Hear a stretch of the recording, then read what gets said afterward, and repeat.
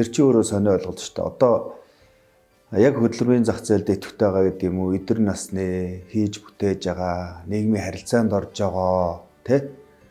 Энэ одоо дунд хэрээний гэдэг өсвөр насных нэг бол одоо хөөрхийлөгч нэг талаас бол бас одоо мэдэх одоо чадамжийн үүсгэж байгаа ч гэдэг юм уу? Даапалж байгаа ч гэдэг юм уу? Тэгэхгүй би бол тэгж хөөрхилж өг. Харин эсрэгээр нөгөө хүүхдүүдээ нэг бол нэлх амтныг ч гэдэг юм уу те амтны төлөөч юм уу хөөрхилдэг.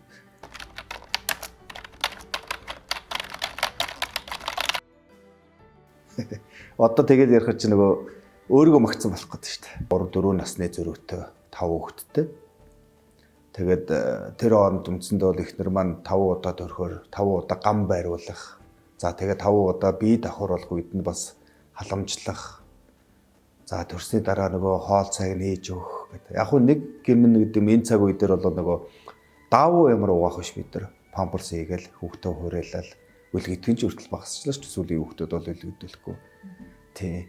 Тэгээ одоо манай 3 хүүхд бол сургууль сурж байна. Сурагч дунд сургуулийн 2 хүүхд цэцэрлэгт.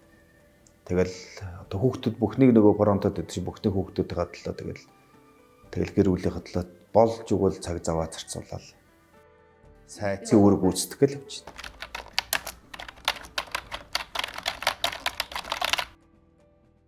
Гэр бүлийн хүчирхийлэл гэдэг юм уу те ийм зүйл бол хэзээж гарахгүй байна. Битэрийн дундаас гарсан хүүхдүүд битэрийн өөрийн хамтын босгосон амьдрал гэдэг бол өөрөө битэрийн үнцэн тусгаар тогтнол шүү дээ. Тэгэхээр энэ тусгаар тогтнолоо эвдэх тэр одоо үн цэнэ үүсгэх тэгээ өөрсдийн төрсэн одоо өөр хүүхдүүдээ тийм үү хүчирхийлэх үгүй бол гэр бүлийн тав тухтай таатай орчныг эвдэх уур амьсгалыг эвдэх гэдэг юм уу ийм зүйл бол хизээч гарахгүй гэж болов би. Гарахгүй төлөө ч одоо хичээж явдаг.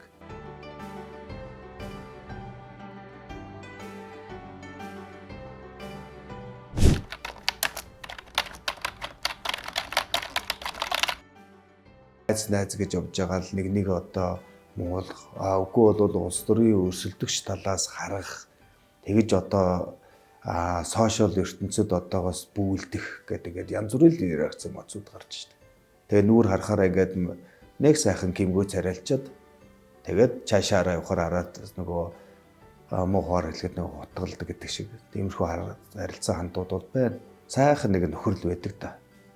Нөхөрлсөн шиг нөхөрлөдөг. Нэг унахтан түшээд авдаг. Энэ унаасаа гээд нөгөө түлхдэг биш. Битгий унаасаа гээд түшээд хажууд нэг явж идэг. Тийм л байгаас гэж бодож байна.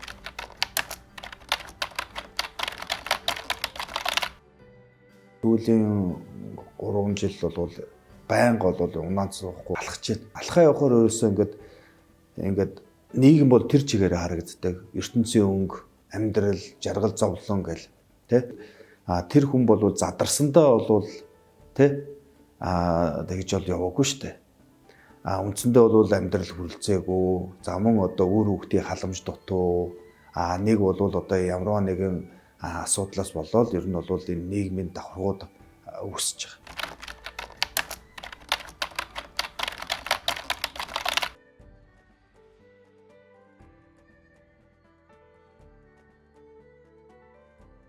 Хүн нөгөө өөрөө амьдралыг туулаад өөрөө цаг хугацаа туулаад өөрөө нөгөө унаж босоод ирэхээр нөгөө үнэтэй л нүр тулд юм байлээ. Өөрөө нөгөө боловсроогүй хөгжөөгүй үедээ бол яг хүнийг өрөөслөөр хардаг. Энэ эзэн юм болцсон. Тэ? Энэ харахад угаасаа чадваргүй юм байж. Үгүй бол энэ баг тэр ах ихчээрээ дарга зэрэгээр дамжуулаад тэр албан тушаалдаас баг энэний ор би мундаг би байсан бол гэл миний зүгээр ойлголтоор ер нь бол одоо жишээл ингээд мундаг амжилттай бизнес эрхэлж байгаа хүмүүсүүд байна. За тэр одоо амжилттай одоо төрийн албанд гэдэг юм уу мэрэж арчмаар ажиллаад явж байгаа. Шат дараалал ингээд албан тушаал ахаад явж байгаа хүмүүсүүд тэр хүмүүсүүд нэг давуу талууд байгаа л хэвгүй.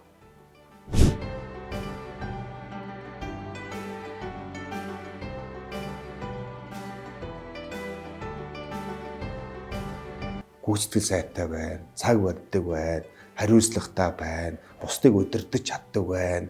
Дээрэс нь өөрийнхөө үйл ажиллагааг байгууллагынхаа эсвэл тэр салбарынхаа үйл ажиллагааг дээд удирдлагад ойлгуулж чаддаг байна гэдэг олон талууд давуу талууд байхгүй. Бид нар тэрийг хардахгүй. өнгөс талаас нь хараад үгүй бол нөгөө хэлбэр галбирын хувцлалтын шар бор царайг нь хараад ингээд хүнийг бол голж идэг. Үгүй бол үгүйсгчдэг. Нэг бол өөрийгөө тэр хүнээс дээшээ авч идэг. Нэг болохоор ингээд нөгөө доотлын нөхрөө ч юм уу энэ хизээ юм энэ болоогүй гэл ингээд залуучтаа үгүйсгээд байдаг ч гэдэг юм уу.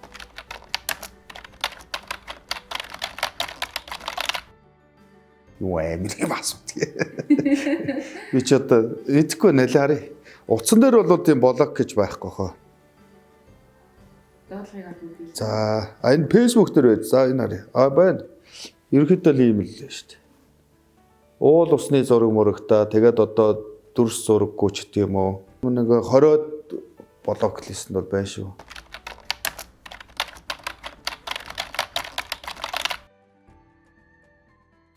Нэг л жарч байгаа шүү. Урд хурд ажилласаа хий, хариуцсан ажилласаа хий, гэрийн даалгавраа сайн хий. Засаг төрчөө өөрөө бол бодлого шийдвэр гаргаад байна шүү дээ.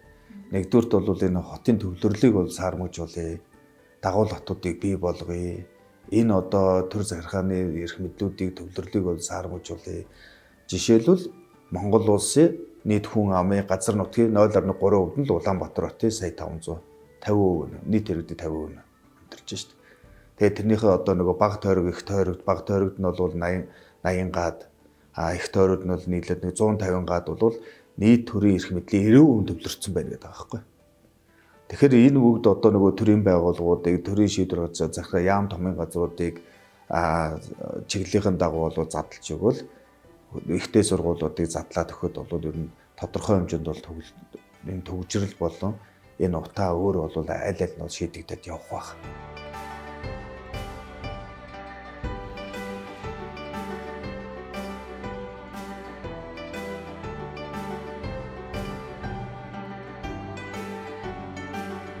Хамгийн гол нь бол бид нар бол энэ төр засгийн шийдвэр гаргах төвшөнд тухайн салбартаа байгаль орчны салбарт ажиллаж байгаа бол тэр одоо овол урхаач гэдэг юм уу тий аль салбарт гэдэг юм тэр салбарынхаа бол өөрөөсөө ажлыг төлөө сайн хэрэгтэй. За баярлалаа ярилцсанд. Тий.